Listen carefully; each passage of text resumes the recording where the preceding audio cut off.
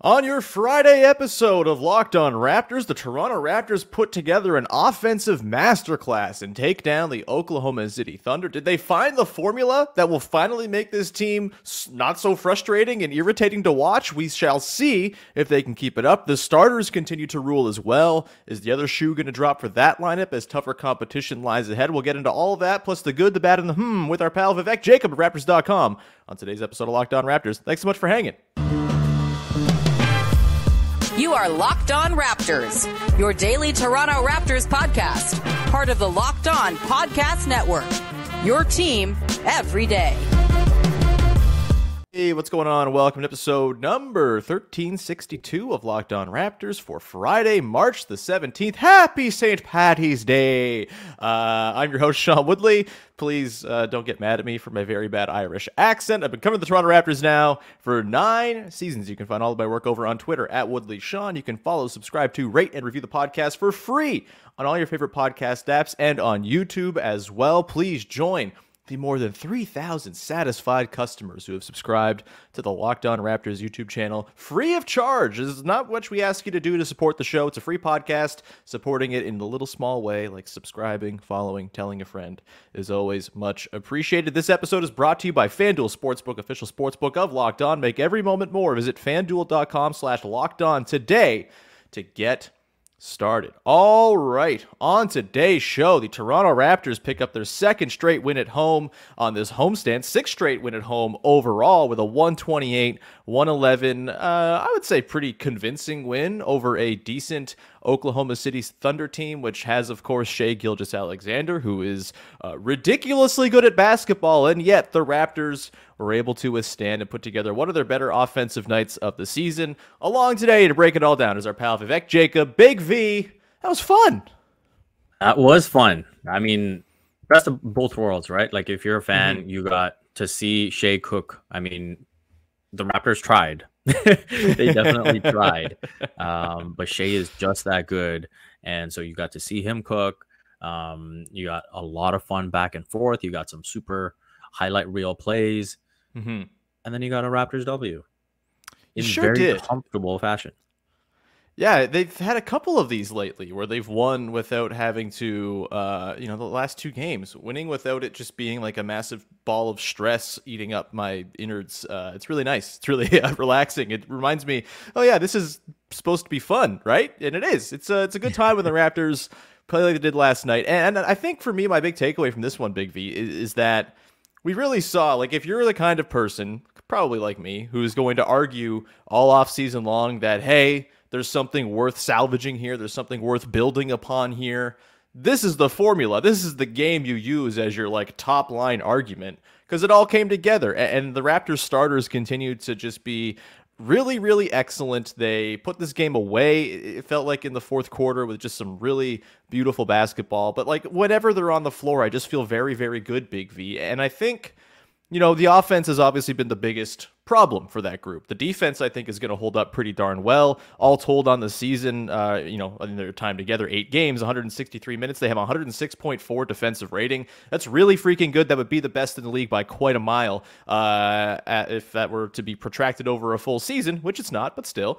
And the offense has performed quite well in that lineup as well. But, still, I think anecdotally, watching the eye test, it still felt a little bit cramped. Pascal Siakam, obviously, has seemed a little bit out of sorts and has yet to kind of figure out his role until last night, where it just kind of felt like everybody settled into what they're supposed to be doing in that 5-man unit. You have Scottie Barnes seemingly getting more comfortable with the sort of wing creator type role as opposed to the center that he was mostly playing when he was at his best this season.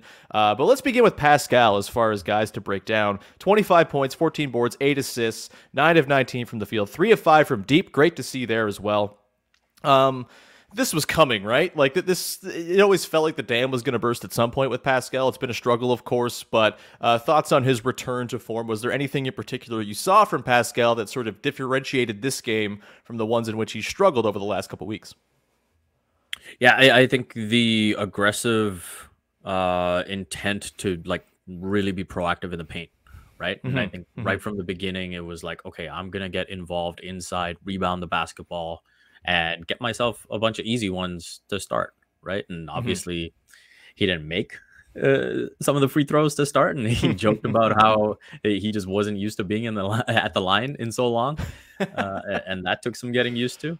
But I think just getting that confidence back up with getting a few easy ones, and then you saw, he was able to pull up for a mid ranger, and it's like, okay, you kind of build your game out that way, right? And then, in the second half, he's able to fake a pass and just take the three, no problem. And all of a sudden everything's clicking, right? So I think it all started with that first quarter where he was like, I am going to get in the paint, and whether it's getting it off the glass or just going up strong, that's how my game is going to come together. And everything just sort of fed off that from there.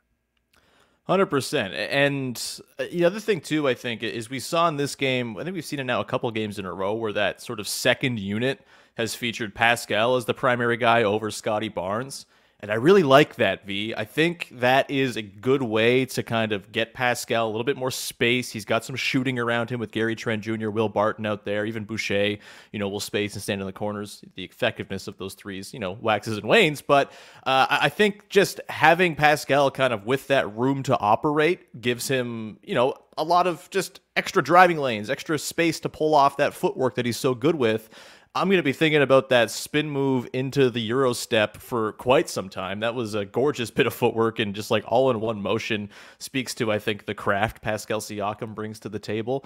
But yeah, those second units, I thought, you pair them with Gary Trent Jr. and the three bench guys at the very start. And then in the fourth quarter, they go Pascal, Gary, OG with Boucher and Koloko, and having OG out there just as like an extra bit of shooting, secondary creation.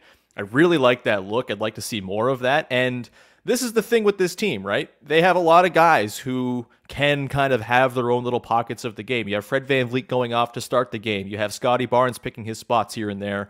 Pascal as well.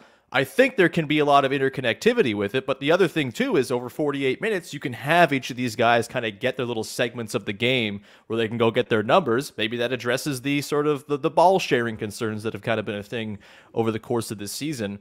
When those three guys are together, I think the thing that's standing out to me with that lineup is, even though, again, it hasn't looked super smooth all the time, the numbers have suggested it's been a lot more successful than it's maybe looked to the eye test, but there's just a lot of ways for them to conjure offense, right? Like, you can have Scottie just go and do his sort of drive, bully himself into the rim and figure things out from there. You have the Pascal, the probing, ball handling sort of forays into the middle of the floor. You have the Yak and Fred pick and roll. You have Yak working the elbows and throwing endless lobs to OG Anunoby cutting baseline.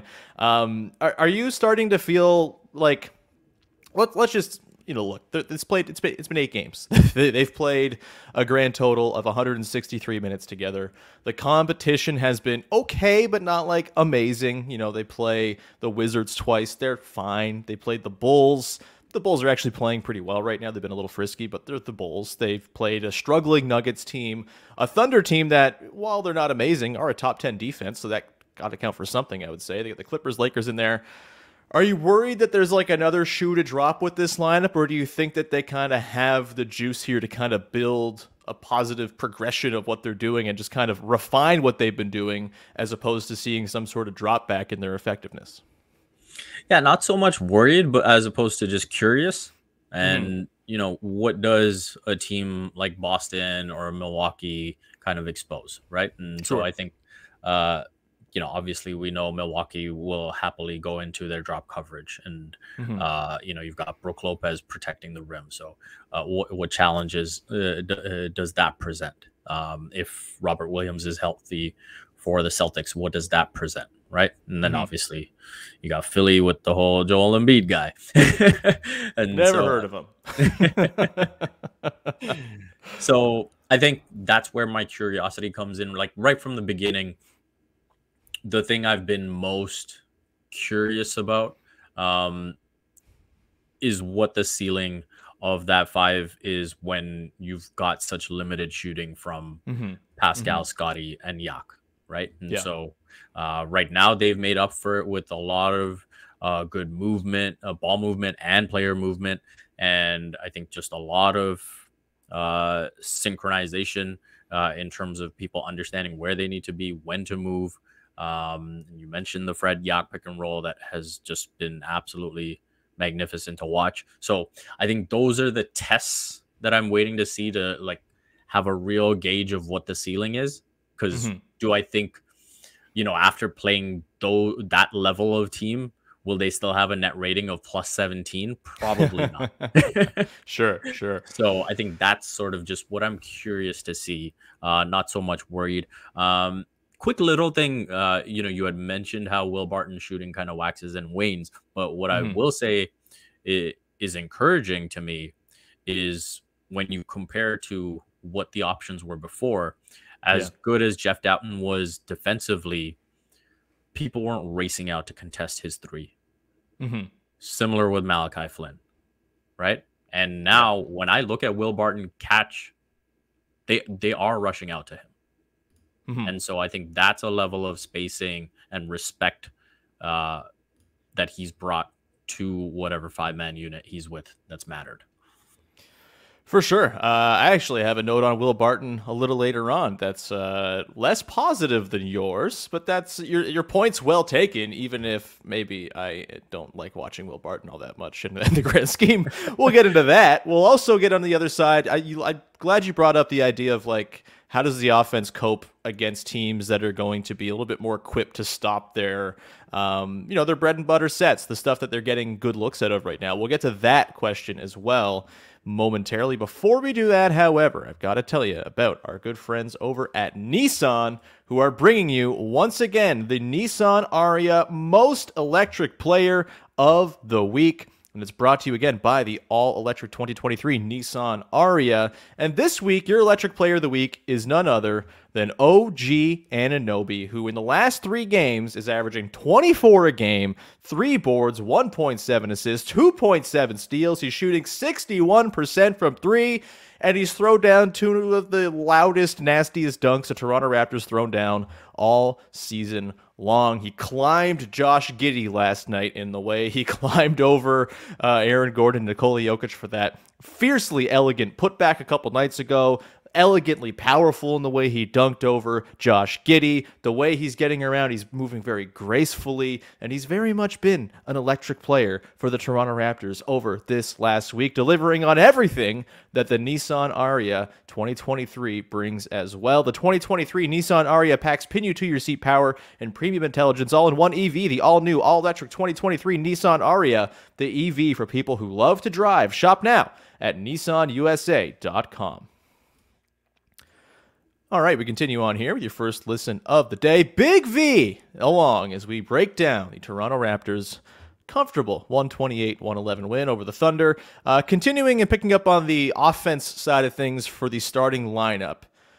The thing that I think really sort of stood out to me in this game was like the big-to-big passing, the interior passing, the scoring. I mean, they just like bludgeoned the rim in terms of attempts. They didn't actually shoot all that well at the rim in this game. They were 21 of 37, but they got to the rim a ton, and they were really, I think, making use of just the ability that a guy like Scottie Barnes, a guy like Pascal Siakam, and Jakob all have in those sort of close quarter situations.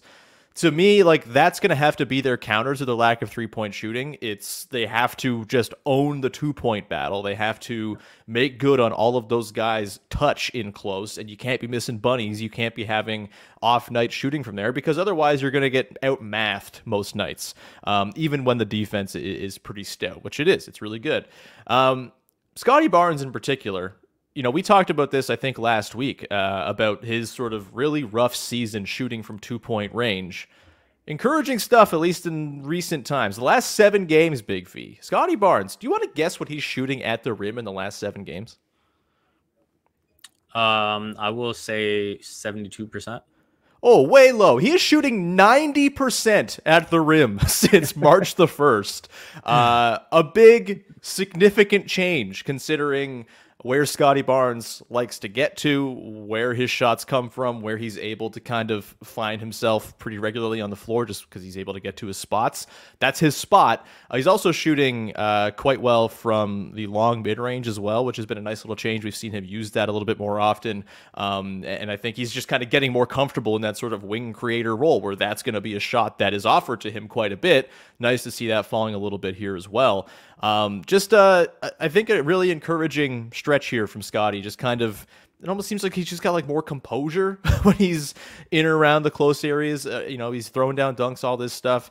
Do you think that Scottie kind of rediscovering the 2-point magic we saw last season is enough to give that lineup the cushion in the situations where the 3-point shooting is maybe not going to carry them to wins? Do you think Scottie's, just improved touch and hopefully, kind of a return to what he did last year can be the kind of answer, the salve to kind of keep this thing humming and make it so that front court of Siakam, Barnes, and Pirtle can work? If Pascal is shooting the 3, then yes, I would say yes. So Pascal goes 3 for 5. And yeah, I think it looks pretty good. And obviously you've got OG and Fred doing their thing. And Gary had a nice bounce back game, right? So I think there's got to be enough shooting still around him. I don't think him just having that shot like definitively changes the outlook or ceiling of that 5.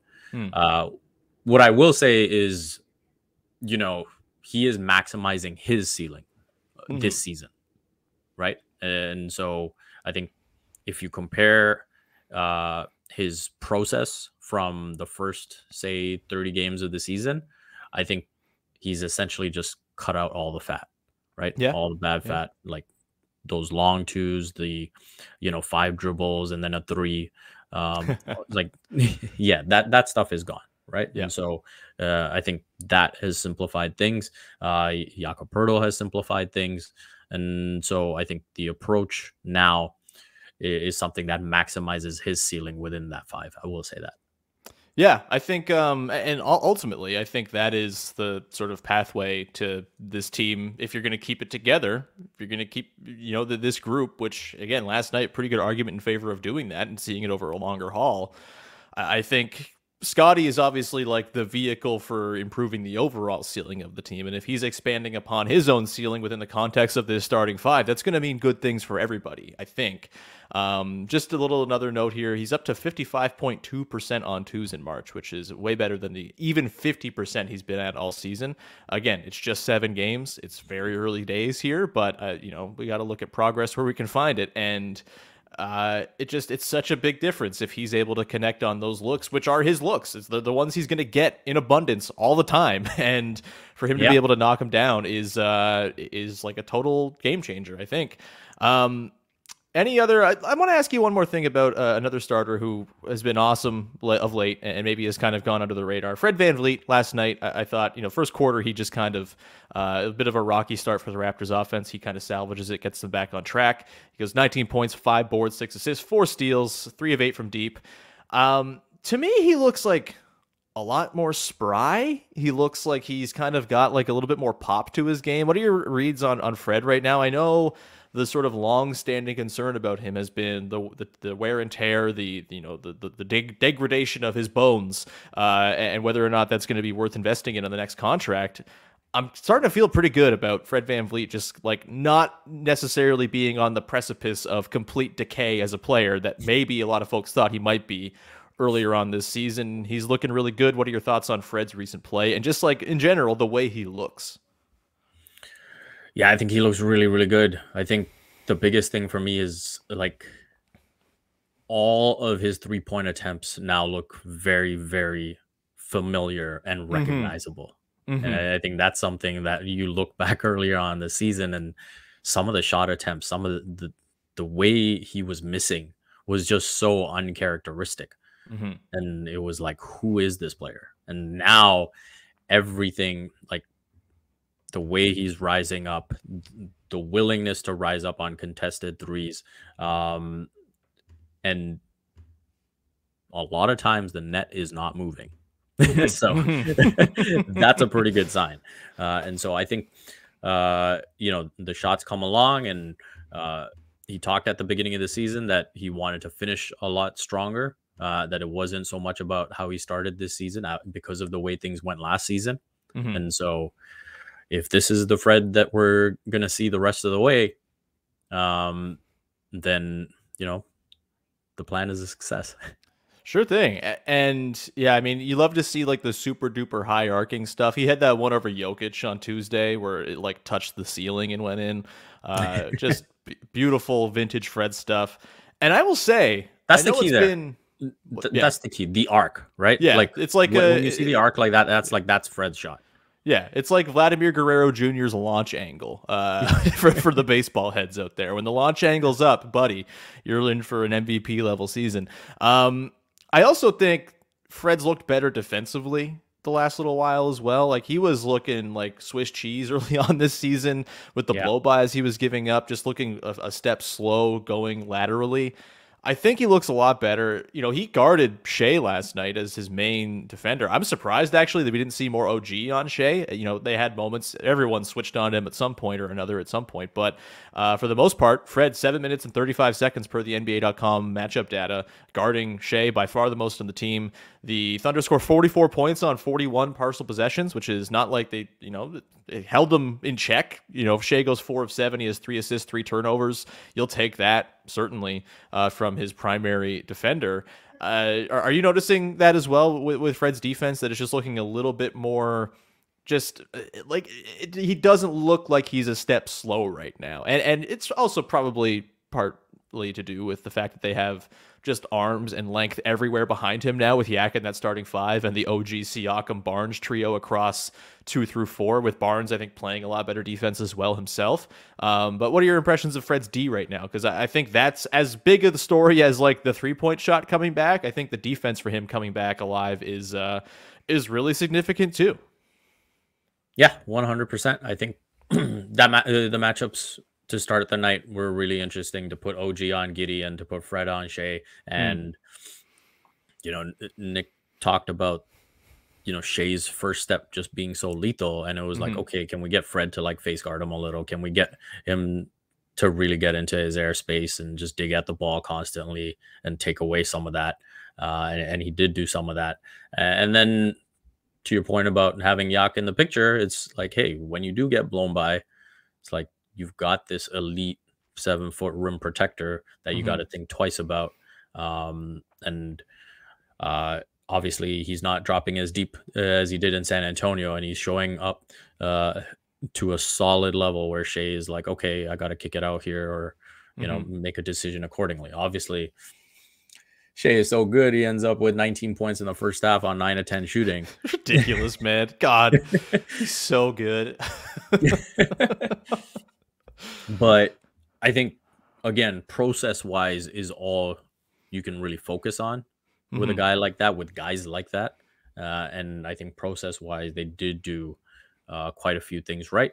And Fred has been looking better defensively. And I think, you know, those blow-bys before, where teams were just getting all the way to the basket, and now it looks terrible on Fred, like, that's not being seen as much because you've got Yak there.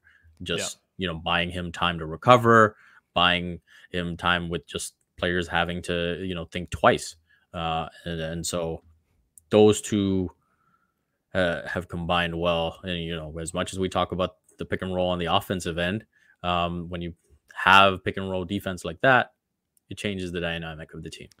For sure. And, you know, just to kind of build upon that, oftentimes the sort of split second that Yak makes the ball handler have to think when he kind of gets in the middle of the floor there, affords Fred the time to recover and drop the iron fists on the ball and take it away, which is pretty swell. 4 steals for him last night. Yeah, looking good, man. It's nice to see. I think at this point, I'd be pretty surprised if Fred is not like the top priority this offseason non-Yak division for the Raptors. Like, I feel like he's played himself pretty comfortably into being back with the team. I don't really know how much of even a question that is at this point. He's been really good for like 2.5 months now after his tough start. So I'm willing to chalk the first part of the season up as a bad slump, tied to health and all that. And I think it's looking pretty promising right now for Fred's return next season. Agreed. Yeah, I think the only way he wasn't going to be back as a Raptor was a trade. Yeah. And I think now with the trade deadline having passed, like, I fully expect them to offer a deal that makes him resign. I don't think they would really look for a sign and trade because, again, sign and trades, you never really get fair value back. And I think Fred is too good of a player and still young enough where you don't accept that type of fate. Yep. I think that's right on. And by the way, 34 minutes for Fred last night. 34 minutes for Pascal. The minutes. Beautiful. The minutes are coming Amazing down, when a bench baby. You contributes. give good players to the coach. And what the hell? They don't have to play so much? Wow. What a wild turn of events.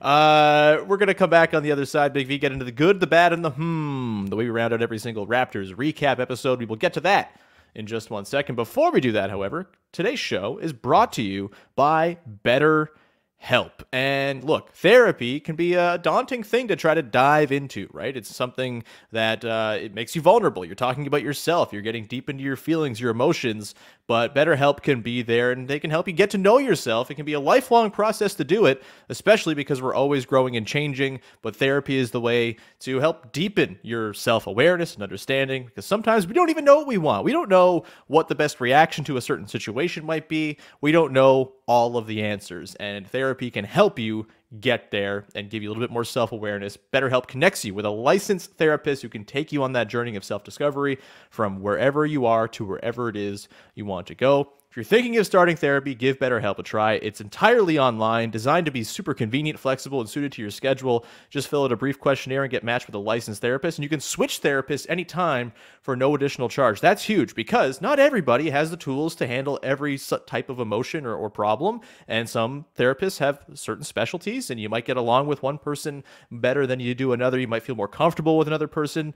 Being able to switch your therapist anytime for no additional charge, that is huge. Discover your potential with BetterHelp. Visit BetterHelp.com/LockedOnNBA today to get 10% off your first month. That's BetterHelp, HELP.com/LockedOnNBA. All right, we continue on here with the good, the bad, and the the way we close out every Toronto Raptors recap episode here on Locked On Raptors. Let's start with the good, shall we, Big V? A thing you really liked from this game. There's a lot to choose from. What you got?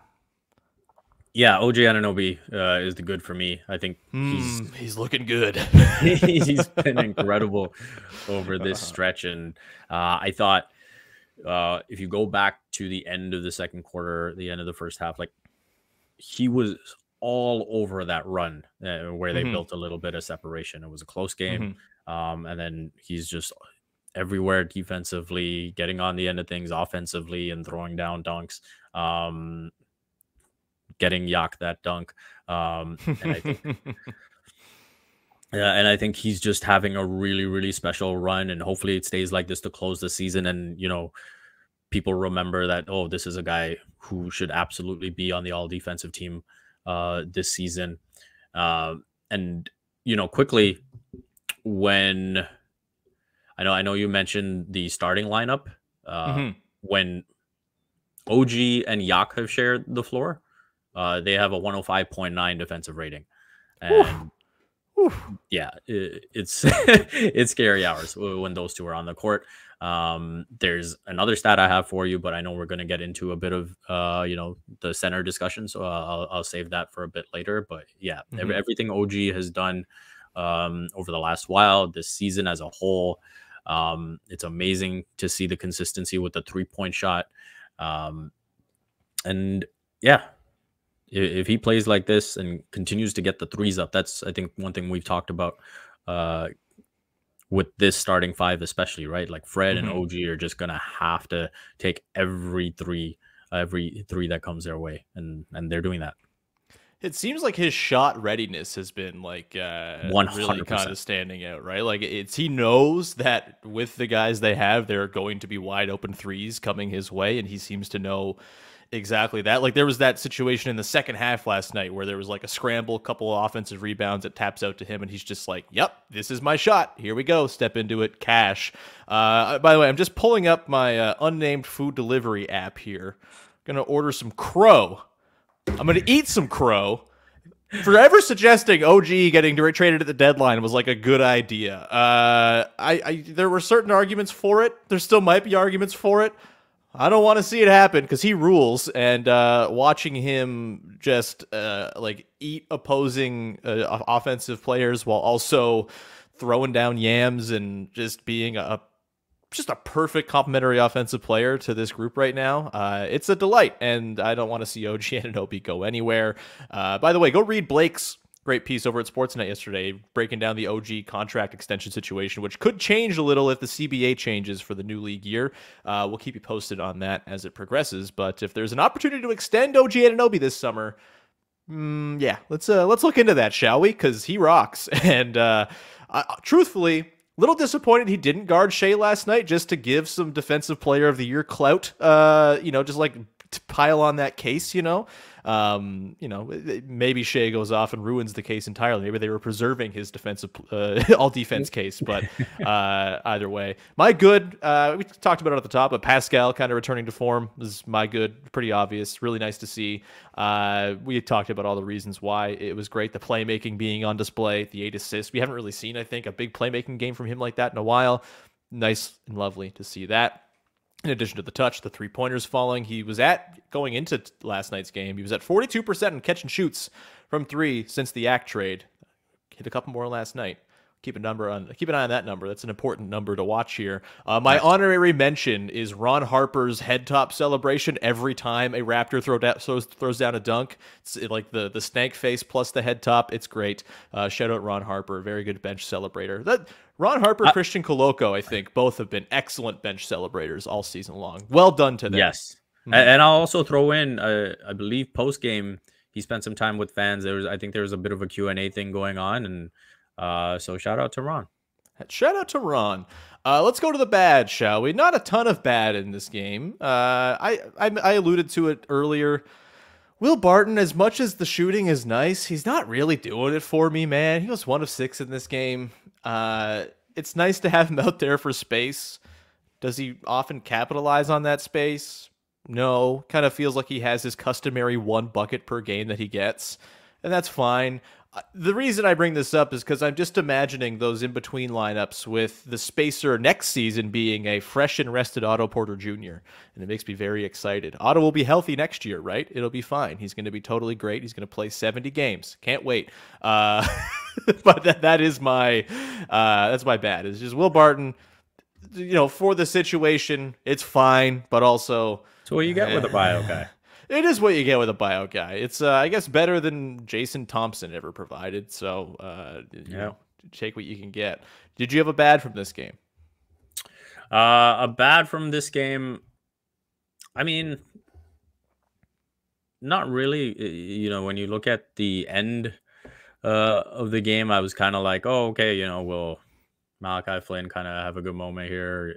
Some kind of positivity to carry over, and all that. That's not happening. So yeah, but game like that, we don't need a bad.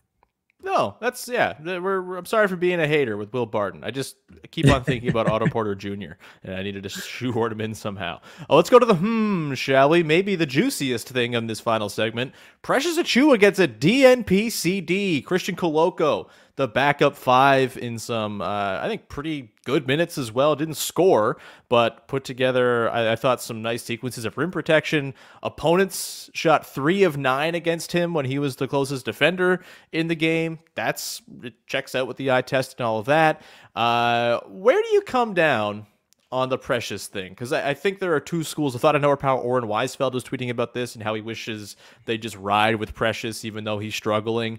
I'm kind of the other opinion. Like, I don't think tough love is a bad thing. I think players respond differently to different styles of coaching, and it's hard to know what the right call is with each guy.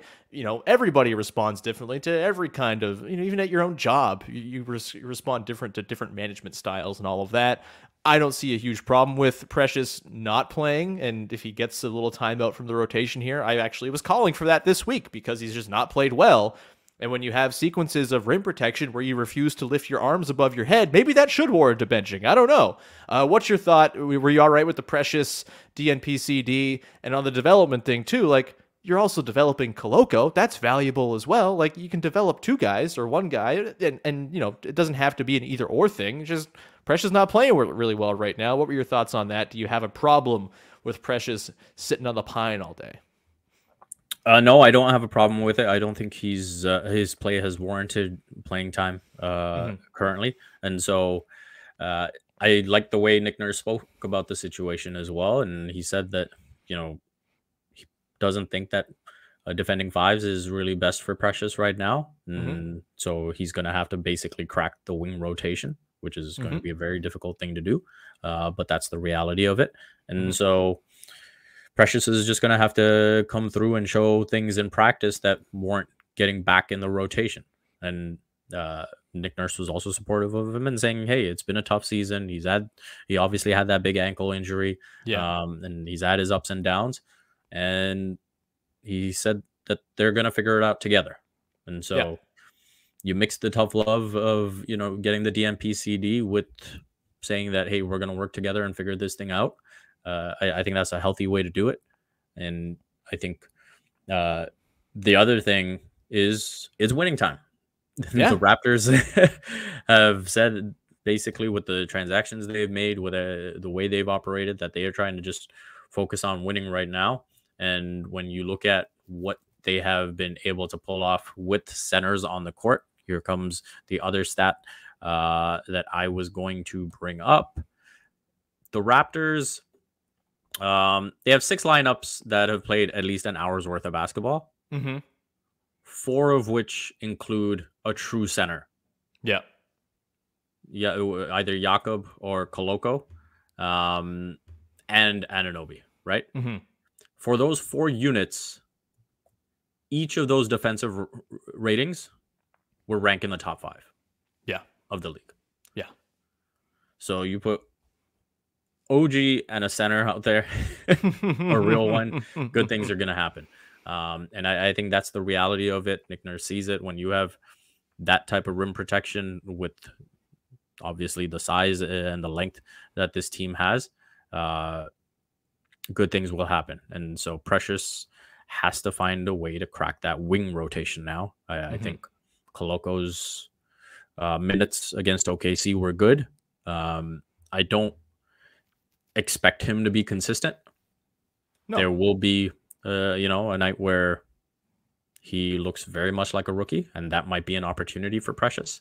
But outside of that, outside of maybe Chris Boucher getting himself in foul trouble, I think it's going to be up to those practices and going as hard as possible, and playing with force. That's something that I've talked about, where when you go back to last season, during the bad stretch, during the good stretch, Precious was playing with force. That you could not question, right? It was always with aggressive intent. And I think over the last while, he has lost some of that. And whether that's confidence or overthinking, or, even some of that polish that we were talking about that we were seeing, it's like maybe Precious just needs to be a guy that isn't polished. And just plays with that abandon.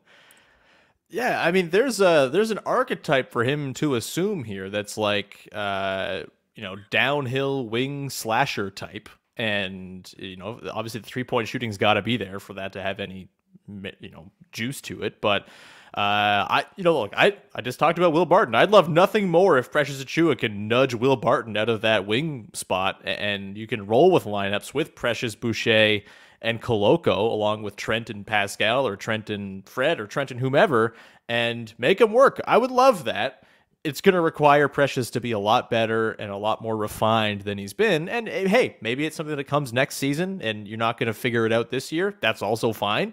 But I think a little healthy competition is never a bad thing when it comes to back-end rotation spots, and just handing guys minutes is usually not the greatest idea if you want to try to maximize what you're doing. And as much as everyone might think, oh, well, what are they fighting for? The 8th seed? Like, yeah, they're fighting for the 8th seed. They're trying to win these games. These are high-leverage games they're playing. They're trying to get reps in. They're trying to do what they can to get into a plane and get as favorable a spot as they can. I have no problem with prioritizing winning right now, because I think you're sending mixed messages if you make a Jakob Poeltl trade and then it's all about, well, we got to develop and the wins don't matter. Like that seems like the misdirection that the team is was struggling with for the first 60 games of the year. We're going to leave it there. This was a fun game to break down, Big V. Anything you would like to promote for the good people out there? Just the usual stuff, Raptors.com, and you can follow me on Twitter at Vivek Jacob. Go ahead and do that. You can find me at Woodley Sean. You can subscribe to the podcast for free on your favorite podcast apps and on YouTube. Please go ahead and do that. It's much appreciated, and always appreciate the support.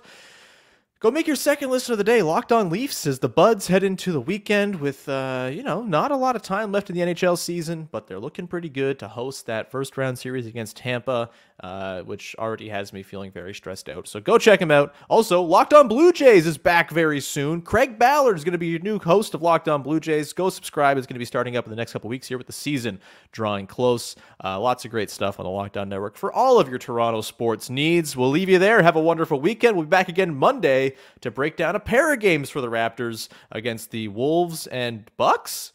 Whew, correct. That's a tough one, baby. Let's go. We'll get to it on Monday. Have a wonderful weekend, everybody. Bye-bye.